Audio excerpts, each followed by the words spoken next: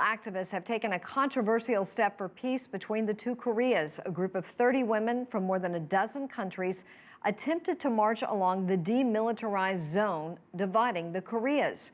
Though they were denied permission to actually walk across the border, they were still allowed to cross by bus. One of the women called it a landmark event. And for analysis on the situation, we turn to Raymond Tanter. He's formerly with the White House National Security and is a Professor Emeritus at the University of Michigan. Professor Tanter, welcome back to the broadcast. Thank you very much, Susan. What is your reaction to this news? My reaction is to look at the backstory. The backstory is whether Beijing and Washington can come to some kind of an accommodation which will allow for the peace activists to have an impact.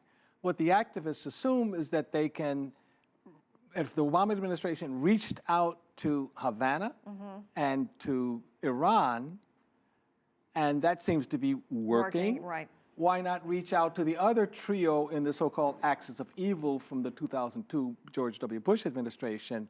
But the difference is that the DPRK doesn't have a public opinion per se. It has China and the United States as the two biggies that would have to be, in effect, the public opinion.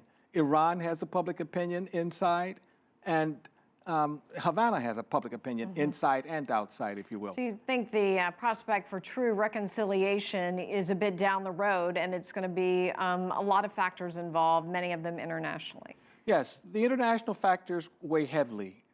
I believe that only in the context of a Beijing-Washington understanding that it's better to have accommodation between these two superpowers than it is for the DPRK to implode, leaving the Yalu River full of refugees and back into South Korea as well. So what is the culture there right now? I mean, Korea's been in a state of war for how many years? Back to Japan. Yes. Well, Korea has been in a state of war, but I don't think a military victory is in the offing.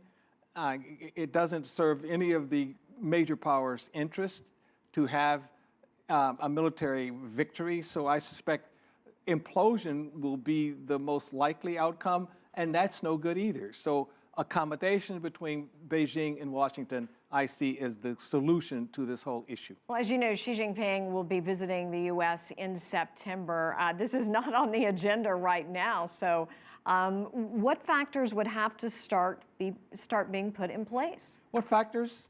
You have to have some kind of when I served at the White House, we would always work out the agenda in advance based upon some kind of recognition of what the situation looks like on the ground. And one of the things that we learned from Kim Jong-un is that sometimes he says, you know, don't forget about me, I'm still around, and he will launch a couple of missiles across the Sea of Japan and so forth.